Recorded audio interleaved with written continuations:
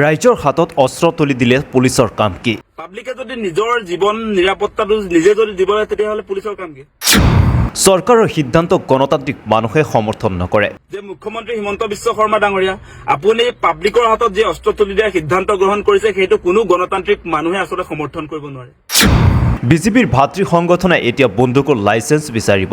যিবিলাক বিজেপিৰ আচলতে ভাতৃ সংগঠন আছে তেওঁলোকে এতিয়া লাইচেন্স এপ্লাই কৰিব গানৰ কাৰণে, আৰ্মছৰ কাৰণে।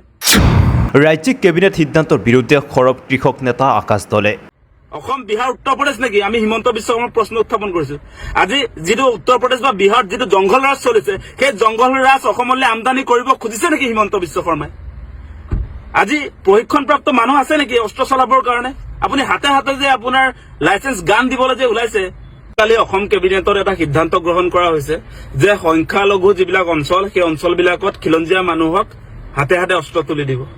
সেই ঘটনাটো আমি কোনো কাৰণতে আচলতে সমৰ্থন কৰিব নোৱাৰো। আপোনালোকে নিশ্চয় দেখিছে এতিয়া যদি আপোনাৰ পাব্লিকৰ হাতত অস্ত্ৰ তুলি দিয়া হয়, পাব্লিকৰ যদি হাতত অস্ত্ৰ তুলি দিয়া হয় তেনেহলে আমাৰ এই পুলিচ প্ৰশাসন বিলাক লাগিব জানো? পাব্লিকে যদি নিজৰ জীৱন নিৰাপত্তাটো নিজে যদি দিব লাগে তেতিয়াহ'লে পুলিচৰ কাম কি? গতিকে এই মুহূৰ্তত আমাৰ স্পষ্ট কথা যে মুখ্যমন্ত্ৰী হিমন্ত বিশ্ব শৰ্মা ডাঙৰীয়া আপুনি পাব্লিকৰ হাতত যে অস্ত্ৰ তুলি দিয়াৰ সিদ্ধান্ত গ্ৰহণ কৰিছে সেইটো কোনো গণতান্ত্ৰিক মানুহে আচলতে সমৰ্থন কৰিব নোৱাৰে। নৈৰাজ্যবাদী কিছুমানে সমৰ্থন কৰিব পাৰে, তাৰ মানে কিন্তু অসমৰ যে সৰহসংখ্যক মানুহে সমৰ্থন কৰিব সেইটো কোনো কাৰণতে আচলতে ভাবিব নালাগে। আৰু সেইকাৰণে আমি যোৱাকালি যি অসম কেবিনেটত সংখ্যালঘু অঞ্চলত খিলঞ্জীয়া মানুহক হাতে হাতে অস্ত্ৰ তুলি দিম বুলি অসম কেবিনেটে সিদ্ধান্ত গ্ৰহণ কৰিছে সেইটো আমি পোনছাতে নাকচ কৰিছো আৰু এই সিদ্ধান্ত বাতিল কৰিবৰ কাৰণে আমি দাবী উত্থাপন কৰিছো।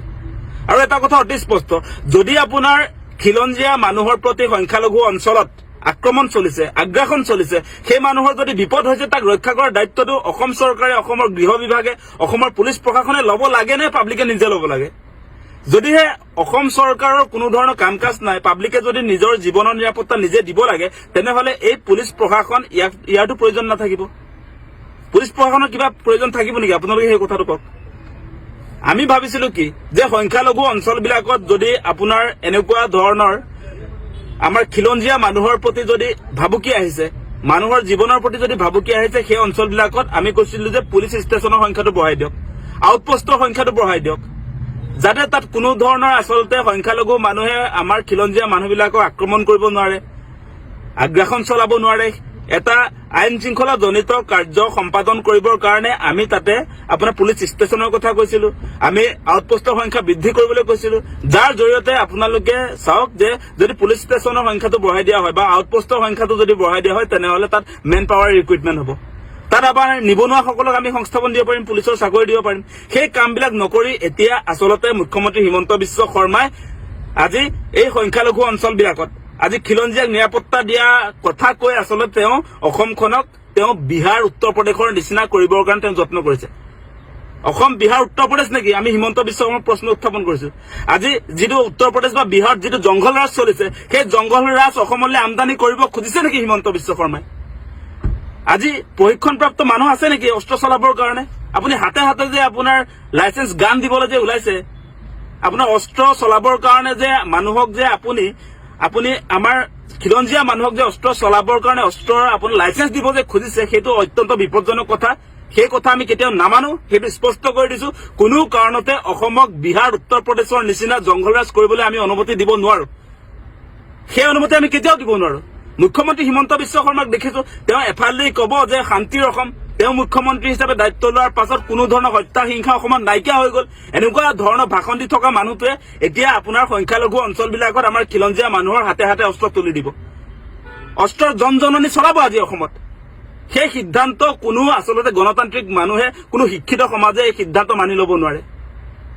এনেকৈ আমাৰ থলুৱা খিলঞ্জীয়া মানুহক আচলতে হত্যা হিংসাৰ প্ৰতি এনেকুৱা ধৰণৰ কাম কাজৰ জৰিয়তে তেওঁলোকে আজি অসম চৰকাৰে যিবিলাক সিদ্ধান্ত গ্ৰহণ কৰিছে ইয়াৰ জৰিয়তে আচলতে উগ্ৰ জাতীয়তাবাদী কিছুমান মানুহে য'তে ত'তে হক নহক মানুহক অত্যাচাৰ চলাব, তাৰহে এটা উমান পোৱা যায়।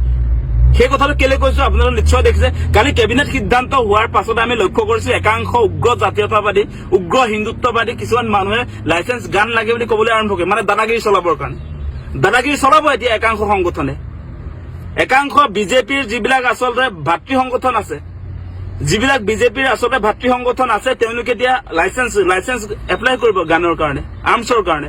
গতিকে এই কাৰ্যসূচীৰ জৰিয়তে যে অসমত এটা অৰাজক পৰিস্থিতি যে সৃষ্টি হ'ব, অসম যে আপোনাৰ এনেকুৱা ধৰণৰ যিবিলাক কাম কাজ, এই কাম কাজৰ জৰিয়তে যে সাধাৰণ মানুহৰ প্ৰতি সাধাৰণ মানুহক যেতিয়া অস্ত্ৰ তুলি দিব, তাৰ পাছত ইয়াত যে এটা যে ভাল বাতাবৰণ থাকিব, সেইটো কোনো কাৰণতে আমি অনুমান কৰিব নোৱাৰো। আৰু কোনো জনা বুজা মানুহে এনেকুৱা কাৰ্যসূচী মানে পাব্লিকৰ হাতত আপোনাৰ আৰ্মছ তুলি দিয়া কাৰ্যসূচী কোনো জনা শুনা মানুহে সমৰ্থন নকৰে। গতিকে ইয়াক অতি শীঘ্ৰে বাতিল কৰক, সেই দাবী আমি উত্থাপন কৰিছো।